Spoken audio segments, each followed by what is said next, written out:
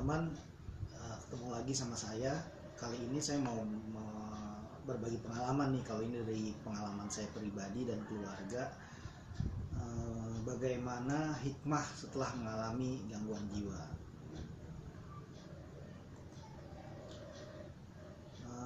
Ketika anggota keluarga kita mengalami gangguan jiwa, saya kira sebenarnya seluruh keluarga itu terdampak juga masalah kejiwaannya gitu.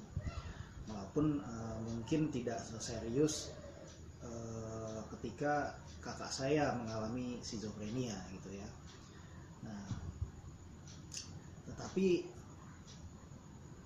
kurang lebihnya ya, apalagi kayak saya juga sebenarnya juga memiliki resiko yang sama sebagai saudara kandung dari orang dengan skizofrenia, sehingga saya rasa saya juga bisa berbagi pengalaman tentang hal ini, dan semoga pengalaman ini juga bisa berguna buat teman-teman sekalian.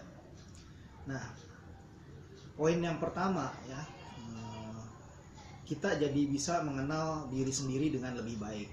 Contohnya ya, kita bisa merasakan sendiri bagaimana kalau kita malamnya itu begadang ya, sulit tidur, insomnia. Nah, siang harinya atau pagi harinya kita juga terganggu juga moodnya gitu. Jadi kita mulai menyadari dan mulai tuh mengatur jadwal tidur kita, jangan sampai terlalu larut malam ya kan, supaya besoknya kita jadi lebih baik, lebih stabil gitu. Kalau lelah atau lapar kita gampang marah ya, jadi kita harus makan makanan yang bergizi dalam jadwal makanan yang tepat, dan juga harus istirahatnya cukup ya. Nah, kemudian juga kita mulai menyadari bahwa kita harus pintar nih diet pikiran gitu. Artinya kita nih, misal kalau kita baca koran ya kan, atau nonton TV, berita-berita politik isinya korupsi, konflik-konflik horizontal di berbagai daerah dan sebagainya, itu sebenarnya melelahkan jiwa kita gitu, karena terlalu banyak masalah yang kita pikirkan. Ya kita kadang-kala memang harus diet membaca koran misalnya, atau menonton berita ya.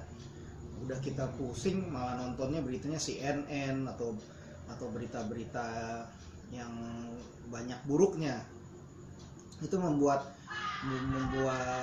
fisik kita maupun otak kita jadi terlalu lelah gitu. Nah, kemudian kita juga perlu belajar untuk mencicil tugas-tugas pekerjaan kita. Jangan menumpuk terlalu banyak dulu baru kita kerjakan ya. Namanya procrastination, itu ditunda-tunda sampai mepet baru dikerjakan. Tapi ada kalanya juga pada saat kita memiliki beban kerja yang banyak, kita mungkin harus sejenak dulu istirahat, melihat pemandangan yang bagus-bagus, atau melakukan kegiatan yang relaxing sedikit ya, buat kita relax. Kemudian nanti baru kembali lagi berkutat dengan pekerjaan yang akan kita selesaikan, tugas ya. Bisa juga kita menyeimbangkan diri kita nih antara working life sama social life sama private life kita gitu ya. Itu harus kita seimbangkan. Kadang-kadang kita juga harus punya hobi ya, bisa jalan-jalan, bisa miara ikan, terus kemudian miara anjing ya kan, atau juga melakukan kegiatan sosial. Kadang-kadang nyetir mobil ke satu tujuan wisata tertentu tuh, proses nyetirnya aja kita bisa menikmati perjalanannya gitu. Jadi harus diseimbangkan, termasuk juga olahraga ya, karena dengan berolahraga tubuh kita jadi lebih fit, kita jadi lebih optimis dalam menghadapi kehidupan gitu. Nah, kemudian kita juga perlu tahu bahwa kita harus menerima diri kita dengan tulus dan ikhlas. Kemudian mulai menyayangi diri kita ya. Saya dulu kurang sadar mengenai hal ini. Saya jadi sering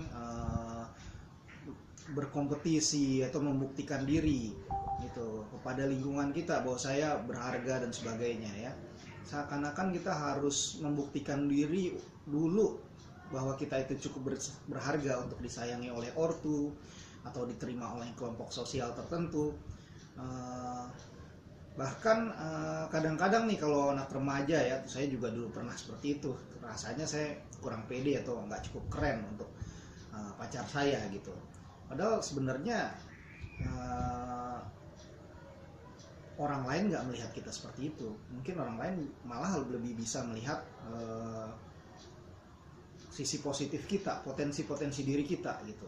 Nah, ketika kita menjalani hidup seperti itu, kita kurang menerima diri kita apa adanya dan kurang menyayangi diri kita, akhirnya kita malah capek sendiri, capek banget lah hidup seperti itu ya. Nah, tapi kadang-kadang hal seperti ini selain harus dijalani sendiri, juga kadang-kadang harus diberitahu oleh orang lain ya, mungkin oleh guru konseling, oleh teman dan sebagainya gitu. Nah, kalau kita masih muda, kadang-kadang udah dikasih tahu aja kita masih belum percaya terhadap hal itu gitu. Sehingga harus mentok dulu baru akhirnya sadar gitu ya. Tapi syukurlah gitu ketika saya juga menghadapi proses gitu. Waktu saya menghadapi ada keluarga kita yang mengalami gangguan jiwa, itu juga kita akhirnya belajar dari episode kekambuhan yang dialami kakak saya, omongan dia pada waktu kambuh dan sebagainya, itu membuat saya sadar bahwa ini sebenarnya juga pelajaran buat saya, bahwa saya harus mulai fokus pada potensi diri saya, mengenali diri saya, menghargai pencapaian-pencapaian yang telah saya capai dalam hidup ini, betapapun sederhananya gitu. Justru kalau kita menerima diri kita dengan baik, ya, nanti orang lain juga ikut mengapresiasi kita gitu. Jadi yang utama sih memang harus kita dulu yang menerima diri kita, karena siapa lagi kalau bukan diri kita yang menerima itu. Dan katakan hal-hal yang positif tentang diri kita, karena ya suara kita sendiri lah yang paling sering kita dengar dan yang paling kita yakini, sehingga ucapan yang positif itu dapat membantu juga kita mengapresiasi diri gitu. Kalau kita udah mengapresiasi diri, kalau ada orang lain mengapresiasi kita, itu kita anggap aja itu bonus gitu ya. Jadi ada orang memuji-muji kita, ya senang lah, boleh lah, tapi itu kita anggap aja bonus, karena yang paling utama adalah kita sendiri yang harus merawat dan mengapresiasi diri kita ya. Itu dari orang lain sih bonus saja, dari rahmat dari Tuhan, meskipun sama-sama pentingnya. Tapi apabila kita menyadari bahwa diri kita itu penting dan berharga, nanti kita sadari bahwa kedua-duanya itu saling melengkapi dan kita akhirnya lebih enjoy dengan diri kita sendiri. Demikian juga pada saat kita berinteraksi dengan orang lain juga jadi lebih enjoy ya, kita nggak merasa kurang diterima dan lain sebagainya. Humor nih sangat penting dalam hidup ini. Wah, saya sulit membayangkan nih, karena saya nggak punya rekaman juga ya. Waktu kakak saya dulu sakit tuh hampir setiap hari tuh ngamuk dari sore sampai pagi, kadang-kadang ya kita nggak mau keluar dari kamar aja sulit gitu, karena dia ada di ruang tengah kan, jadi saya mau ke kamar mandi aja susah gitu, mau kencing aja susah gitu. Ini benar-benar menderita, dan kadang kita terkurung di dalam kamar itu rasanya deg-degan banget. Saya sampai juga bilangin pada keluarga bawa minuman ke dalam kamar supaya nggak bolak-balik keluar, karena kalau kita salah berinteraksi aja bisa terjadi konflik yang tidak perlu gitu dengan orang dengan skizofrenia yang ada di dalam keluarga saya gitu, kakak saya. Jadi pada saat-saat seperti itulah gitu ya, kita mungkin jadi susah mau humoris aja susah. Tapi justru pada saat seperti itu kita sangat butuh daya humor yang tinggi gitu. Kita mulai bisa nanti kalau kita terus melatih daya humor kita, malahan kita jadi bisa menertawakan situasi yang sulit dalam hidup kita gitu. Kita menerimanya dengan lebih rileks dan ya udahlah, memang hidup seperti ini gitu. Jadi kita lebih kuat lah malahan dengan cara kita banyak humor gitu. Jadi pada saat kita susah ketawa ya, kita coba aja kita hibur diri sendiri dengan cara justru membangkitkan daya humor kita gitu. Nah, hidup jangan lempeng-lempeng amat nih, saya pakai bahasa yang saya sehari-hari pakai ya, saya bahasa Betawi nih ya. Cuma maksud saya itu ya agak adventurous dikit lah. Hidup kalau lempeng aja juga kita jadi bodoh gitu. Disiplinnya disiplin batu gitu. Kalau kita ditaruh di satu titik, kita diem aja, kita nggak fleksibel. Kita dikasih aturan seperti ini pada waktu bekerja, kita ikut aturan itu aja. Bisa-bisa bisnis nggak jalan, dan kita nanti pada waktu bisnis nggak jalan, ya kita dapat marah juga dari bos kita gitu.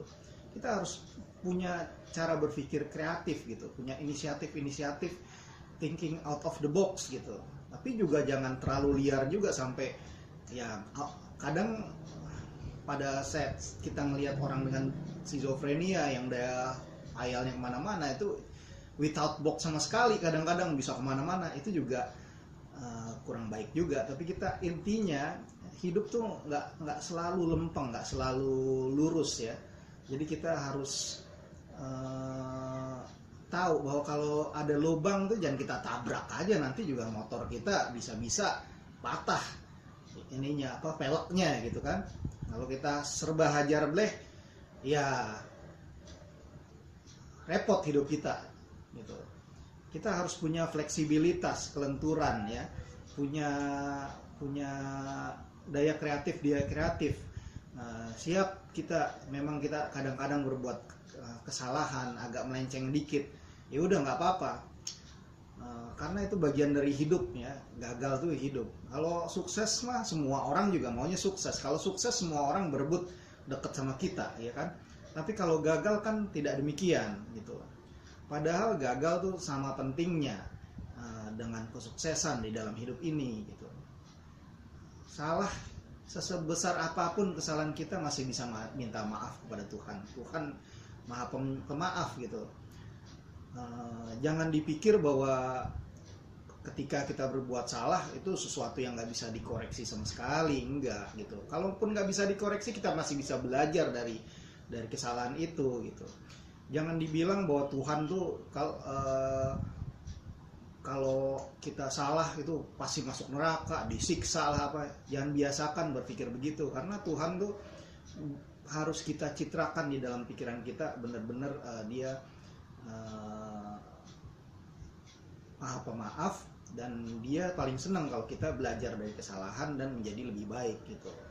Urusan Tuhan banyak banget, dari mulai ngurus yang kecil-kecil dari jasad renik di dalam dunia ini ya, ada bakteri dan sebagainya, sampai yang besar-besar, galaksi, planet, nebula dan lain sebagainya gitu. Jadi dia nggak mungkin dia cuma hanya kesalahan kita sebagai manusia yang mungkin hanya setitik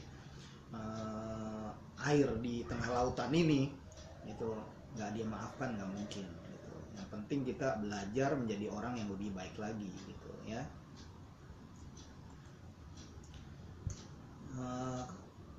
Poin berikutnya ya, saya jadi sadar bahwa kesehatan jiwa sama pentingnya sama kesehatan raga. Saya dulu nggak berpikir bahwa keluarga saya nih ya, yang istilahnya saya 8 bersaudara, hampir semuanya itu, bukan hampir semuanya itu, kecuali kakak saya ada nomor 4 ya, dia memang kecerdasannya diambang gitu, tapi dia juga bisa mandiri menjadi PNS ya, walaupun jadi pesuruh di sebuah lembaga pemerintahan milik pemerintah ya. Tapi selebihnya itu saudara saya itu semua masuk universitas negeri dan bisa lulus dengan nilai yang cukup baik gitu. Saya pikir pada saat itu keluarga saya tuh udah bakal sukses aja lah, segala sesuatunya mulus. Tetapi kan tidak demikian gitu. Dulu sarjana masih jarang, tapi kemudian setelah kami lulus ternyata sarjana banyak banget. Bahkan orang udah S2, S3, ada yang sekolah di luar negeri dan sebagainya. Jadi sesuatu itu begitu dinamisnya sehingga kami lupa ya, waktu itu kita hanya berpikir kita sekolah kerja, akhirnya kita lupa bahwa kita juga perlu memberi kesempatan untuk jiwa kita beristirahat, perlu rekreasi dan sebagainya gitu. Nah, maklumlah orang tua kami juga kan dulu dari keluarga yang kurang mampu, nah, lahirnya juga di zaman sulit ya, masih ada perang dan sebagainya, sehingga dia cenderung keras gitu. Kadang-kadang dia tidak ada nyaman gitu loh kalau kita seakan-akan kita nggak bekerja, nggak mencari uang dan sebagainya gitu. Nah, dia jadi kurang care terhadap masalah kesehatan jiwa. Yang penting tangguh badannya, pinter, bisa sekolah dengan baik ya kan, dan lain-lain gitu. Tapi lupa namanya kelengkapan kesehatan jiwa, yaitu sehat di sisi biologisnya, psikologis, sosial, dan juga spiritual gitu. Jadi ini yang kemudian ketika kakak saya setelah lulus jadi sarjana, sudah bekerja, ngajar itu, dan tiba-tiba mengalami kesehatan jiwa, ternyata wah ini sesuatu yang sangat penting gitu, dan nggak boleh diabaikan. Dan kita juga nggak boleh takut untuk berkonsultasi dengan psikolog, psikiater, perawat jiwa, atau profesional kesehatan jiwa yang lainnya.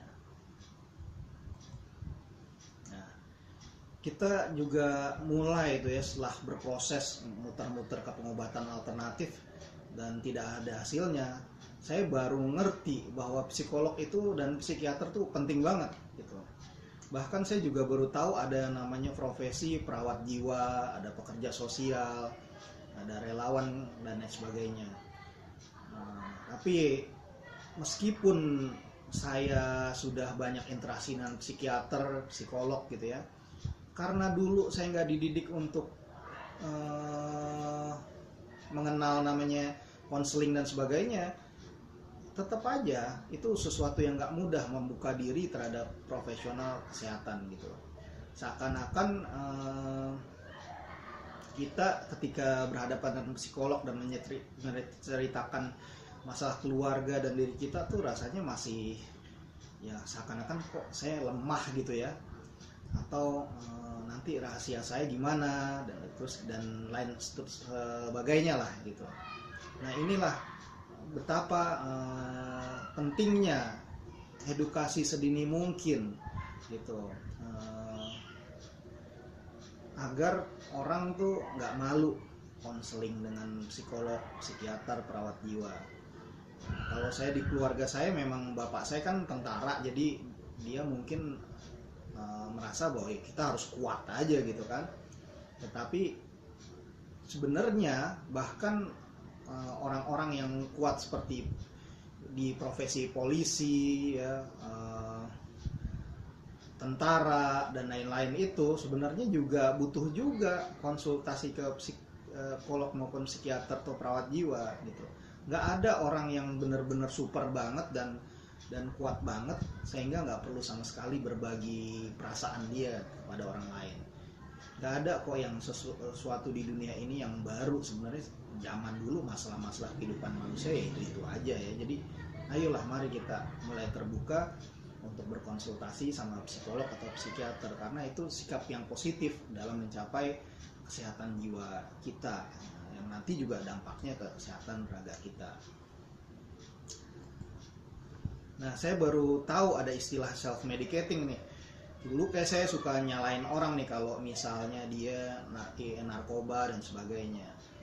Terus kemudian orang yang coba-coba nih, saya sendiri juga gitu ya, dari suplemen, jamu, tonikum, neurobion dan sebagainya. Ternyata itu adalah insting untuk menyembuhkan diri sendiri gitu. Untungnya saya nggak ngerokok atau narkoba ya. Tapi ternyata saya baru tahu nih bahwa orang yang kecanduan dan sebagainya pun ada dorongan untuk itu. Sebenarnya dia sedang mencari jawaban terhadap masalah kesehatan jiwa yang dia alami gitu. Bahwa orang-orang tertentu ya memang membutuhkan pengobatan karena ada ketidakseimbangan kimia di diri dia. Tetapi di sisi lain juga ada masalah-masalah psikologis yang juga harus diatasi gitu. Saya baru tahu hubungannya antara minum obat dan kesehatan jiwa. Itu kan sesuatu yang menurut saya di luar jangkauan pemahaman saya. Saya tahu istilah ada ruh, ada jiwa, ada mental gitu. Di mana membedakannya gitu. Saya baru tahu bahwa ruh itu memang haknya Tuhan untuk menjelaskannya, kita tidak mampu. Tetapi kalau jiwa itu bisa ada kaitannya dengan masalah kondisi psikologi seseorang, kondisi sosialnya, juga bisa juga terkait dengan fungsi biologi otak orang tersebut atau kondisi fisik lainnya. Ini yang juga menjadi hal-hal yang baru setelah saya mengalami keluarga saya mengalami gangguan jiwa, dan saya juga stres juga sih waktu dulu itu ya. Saya baru tahu juga nih ada yang namanya rentan gangguan jiwa. Akhirnya ya setelah saya menambah pengetahuan dan menghadapi masalah kesehatan jiwa yang dialami oleh kakak saya gitu, akhirnya saya dan adik-adik juga mampu menerima juga bahwa saya ini dan adik-adik ini termasuk kelompok yang rentan atau kelompok resiko gangguan jiwa. Tapi dengan pengalaman ini kami juga tahu bahwa ini bukan suatu kelemahan gitu, tapi pengetahuan yang bisa melengkapi diri kita, memodali kita agar bisa menyikapinya ini dengan baik, dan kemudian kita bisa belajar dan mendiskusikan masalah-masalah kesehatan jiwa kita dengan baik gitu, dengan sehat dan terbuka gitu. Gak ada masalah yang tabu banget untuk dibahas secara dewasa gitu, termasuk masalah seksualitas dan lain sebagainya. Kita tahu bahwa rentan terhadap gangguan jiwa ini, saya secara genetik, kondisi psikologi, saya juga berada dalam pola asuh yang sama dengan kakak saya juga ya, bisa aja nih membuat kami sedih ya kan, atau kecewa atau rendah diri. Tapi ternyata kesadaran baru ini justru membawa kita mengenal diri kita lebih baik gitu. Kita sadar bahwa kita perlu mengedukasi seluruh keluarga. Kita sadar bahwa kita nggak bisa melihat diri kita sendiri. Kita perlu cermin, yaitu orang lain, profesional kesehatan jiwa yang bisa melihat ke dalam keluarga kita, ada apa nih yang kurang dari keluarga kita, atau ada sesuatu masukan, atau ada sesuatu yang harus diperbaiki dalam keluarga kami gitu. Jadi bukan cuma kakak saya yang harus sembuh, tapi kami juga sebagai keluarga harus bekerja sama lagi menata kehidupan lebih baik gitu. Dari situ kami akhirnya baru sadar bahwa iya memang kita butuh orang luar ya, dalam hal ini profesional kesehatan jiwa yang dapat membantu menilai kita. Dia jadi helikopter yang mengawasi kita gitu, supaya memberi masukan dari luar, dan itu akan lebih objektif daripada kita mencoba melakukan kritik terhadap diri sendiri atau menilai diri kita sendiri. Itu pasti nggak objektif gitu ya. Saya juga baru tahu tentang adanya stigma. Saya pikir dulu ya masalah stigma, masalah ya pandangan negatif orang terhadap gangguan jiwa itu sesuatu yang memang sewajarnya. Saya dulu juga ngetawain orang yang gangguan jiwa di pinggir jalan, dia telanjang dan sebagainya gitu. Saya mungkin nggak melakukan hal-hal yang lebih dari itu ya, misalnya memukul dia atau menimpuk dia dengan batu dan sebagainya. Tetapi saya pikir itu sesuatu yang wajar, kita ngetawain mereka gitu. Tapi setelah kakak saya ngalamin sendiri, saya pikir waduh, saya kualat juga nih gitu ya. Nah ketika saya ngalamin, aduh loh kok kakak gue gila nih, saya dulu mikirnya gitu ya. Saya nggak tahu bahwa nggak ada sebenarnya orang gila gitu, yang ada orang yang sedang mengalami gangguan jiwa gitu, sehingga dia harus ditolong gitu. Nah pengalaman ini yang membuat sudut pandang kami berubah, mendatangkan pemahaman yang baru, bahwa itu stigma gitu, bahwa orang yang di jalan-jalan terlantar itu bisa begitu karena terlambatnya penanganan pengobatan, terlambatnya dia dapat support dari keluarga, tidak adanya dukungan sosial dan mungkin ekonomi juga supaya dia stresornya nggak semakin berat gitu. Juga pemahaman-pemahaman lain yang sebenarnya itu dapat mengubah kondisi seseorang yang tadinya udah mau terpuruk karena gangguan jiwa itu bisa dia selamat gitu. Nah, menurut saya jadinya ini sesuatu yang konyol sehingga hal seperti ini dibiarkan berpuluh-puluh tahun, padahal ada orang-orang yang tahu bahwa ini adalah stigma yang harus dihapus. Nah, saya jadi bertekad bahwa harus ada orang yang mengatakan tidak nih pada hal-hal seperti ini. Jadi hanya dengan begitu kita bisa menjadi bangsa Indonesia yang lebih beradab, lebih ramah dan peduli terhadap masalah kesehatan jiwa. Hanya dengan mengatasi masalah kesehatan jiwa kita bisa jadi bangsa yang lebih percaya diri gitu. Nah, stigma ini menjadi PR yang terbesar dari kita, tetapi juga sesuatu yang tantangan yang mungkin kita bisa atasi gitu. Jangan sampai kita pesimis menghadapi stigma ini ya. Jadi yang kemudian ya, semua pemahaman itu membawa saya kepada kesadaran bahwa pluralitas atau kemajemukan dalam kehidupan manusia itu menjadi sesuatu yang sangat penting. Ya, kebetulan saya sendiri juga bekerja di bidang kehutanan ya dan lingkungan gitu. Saya kenal istilah namanya biodiversity atau keanekaragaman hayati itu, di mana di hutan maupun di laut, di udara itu banyak sekali beraneka ragam makhluk ciptaan Tuhan gitu. Dan kita nggak bisa menyeragamkan itu gitu. We have to deal with that gitu. Kita harus terima adanya kemajemukan tersebut dan kita harus belajar menerima orang lain, menerima perbedaan, karena tanpa adanya perbedaan itu kita nggak bisa hidup gitu. Justru karena ada perbedaan itu kita bisa saling melengkapi gitu. Nah, dalam hal kesehatan jiwa ya, semua manusia kan pernah sedih gitu, baik sebentar maupun panjang ya. Pernah menghayal hal-hal yang nggak masuk akal, pernah kita lari dari kenyataan, pernah punya cita-cita yang aneh, ada juga yang fanatik agamanya sampai merasa benar sendiri ya. Nggak semuanya perlu didiagnosa gangguan jiwa gitu, nggak semuanya juga harus sejalan seia sekata ya. Justru kesadaran kesehatan jiwa ini akan menyadarkan kita bahwa pentingnya kemajemukan. Menjaga kemajemukan itu sama pentingnya dengan eksistensi atau keberadaan kita sendiri gitu. Edukasi tentang masalah gangguan jiwa memang perlu biar orang tidak sungkan berkonsultasi ya kan, tanpa gengsi, tanpa takut, malu gitu ya.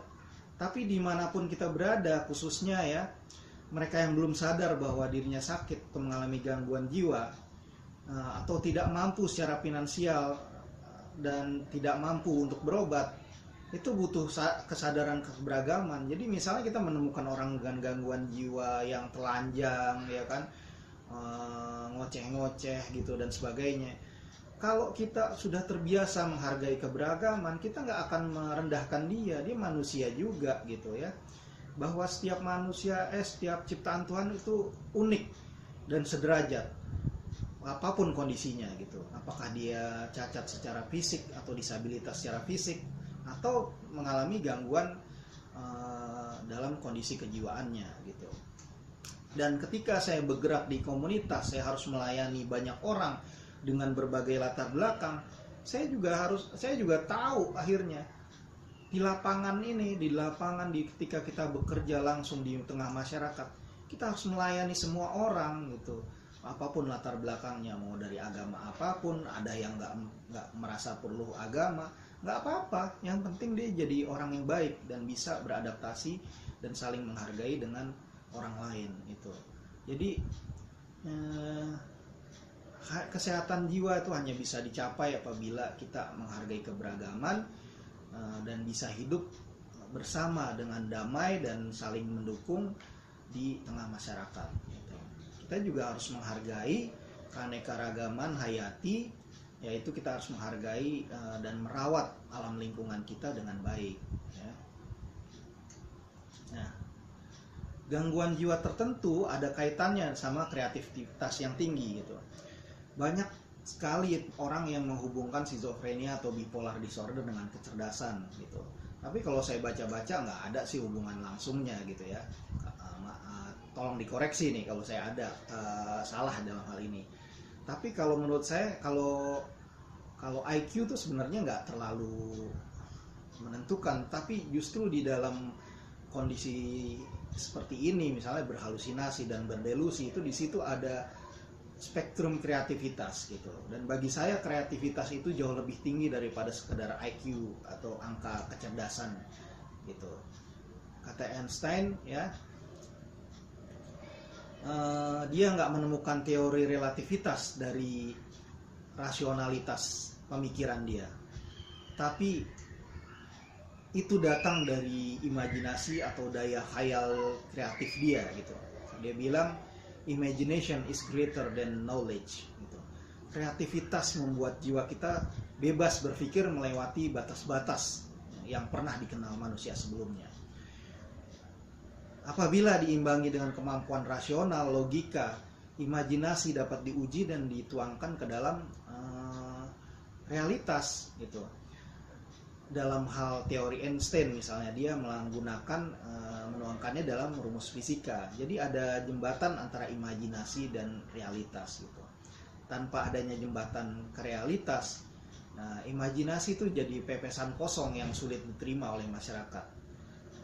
Orang dengan skizofrenia, kalau dia betapapun dia pikirannya kemana-mana, mungkin melewati batas-batas imajinasi, kalau nggak mendapatkan pengobatan yang baik, gagasannya itu ya nggak akan bisa diterima di masyarakat dan nggak akan berguna gitu. Jadi misalnya ya konsep yang skizofrenik nih yang ada di masyarakat kita dan bisa diterima, misalnya gini, Suster ya, dia menciptakan figur Superman yang mengenakan celana dalam di luar gitu dan bersayap seperti spray.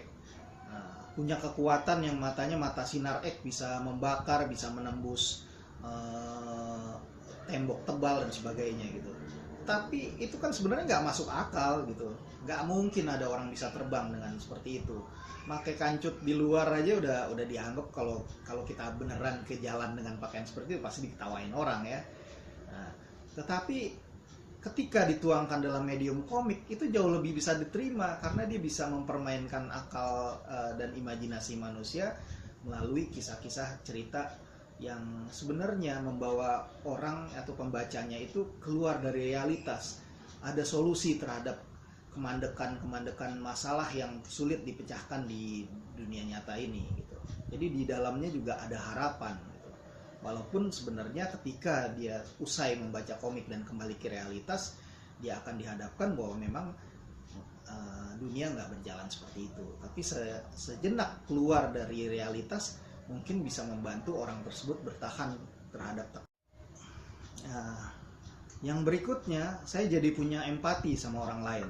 Saya jadi gampang kesian karena saya didera oleh kondisi yang membuat menderita gitu ya, dalam jangka waktu lama gitu. Jadi saya kadang-kadang melihat orang yang lebih malang dari saya, rasanya saya sulit untuk berpaling gitu.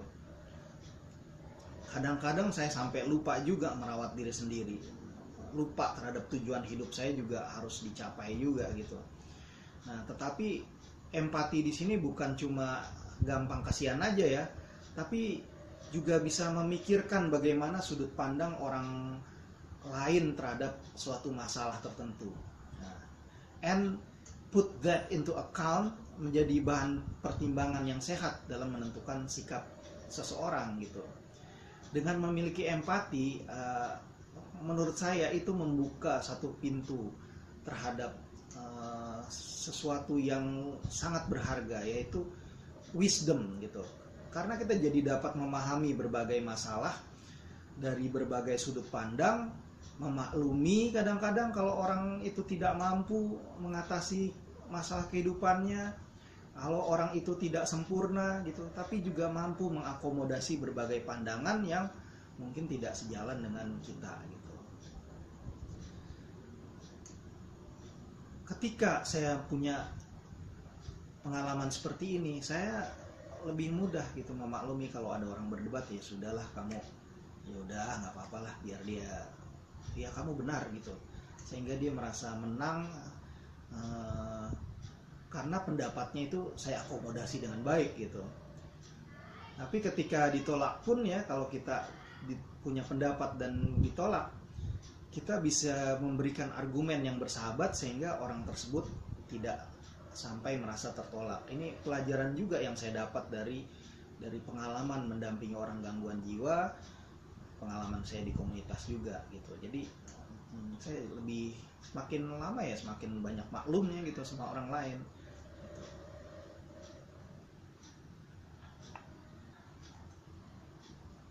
Nah, yang berikutnya adalah atau yang terakhir nih ya, menemukan makna hidup dan spiritualitas. Nah, kata seorang psikiater yang dulu pernah mengalami menjadi penghuni kamp konsentrasi Hitler nih, Pak Viktor Frankl, proses menemukan makna hidup sangat penting bagi orang dengan gangguan jiwa. Nih kita bisa lihat nih video beliau di YouTube ya.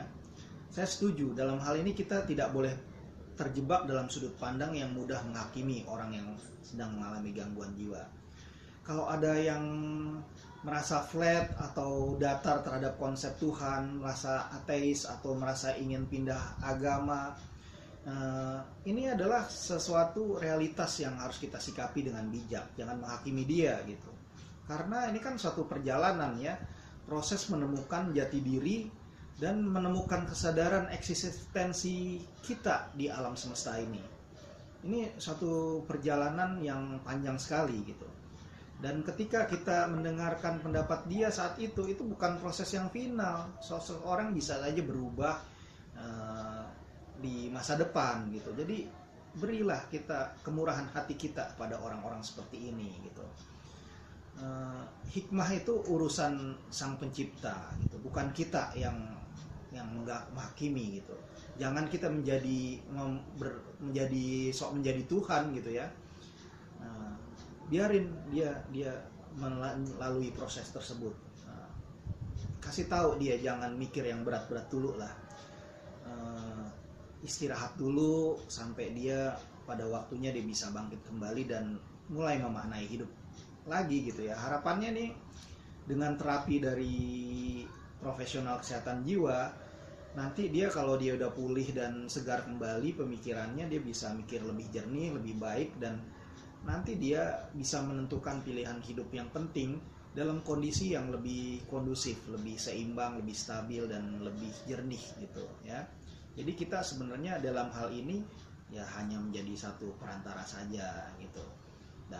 Dan kalau kita cerminkan ke dalam diri kita, kenapa kita nggak boleh menghakimi? Ya karena kita sendiri mungkin sedang dalam proses juga.